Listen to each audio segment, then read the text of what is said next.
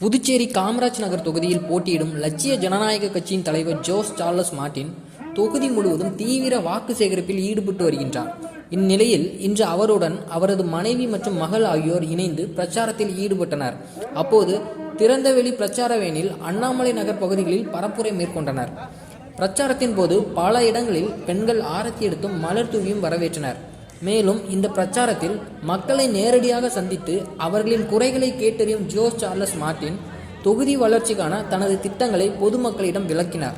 குறிப்பாக குடிநீர், சாலை வசதி, வடிகால் அமைப்பு மற்றும் இளைஞர்களுக்கு வேலைவாய்ப்பு போன்ற அடிப்படை தேவைகளுக்கு முன்னுரிமை அளித்து தீர்த்து வைப்பதாக உறுதியளித்தார். இதையடுத்து அண்ணாமலை நகர் பகுதியில் வீடு வீடாக சென்று வாக்கு சேகரிப்பில் ஈடுபட்ட அவர்கள் வரவிருக்கும் தேர்தலில் தர்பூசணி சின்னத்திற்கு வாக்களித்து வெற்றி பெற செய்யுமாறு பொதுமக்களிடம் கேட்டுக்கொண்டனர்.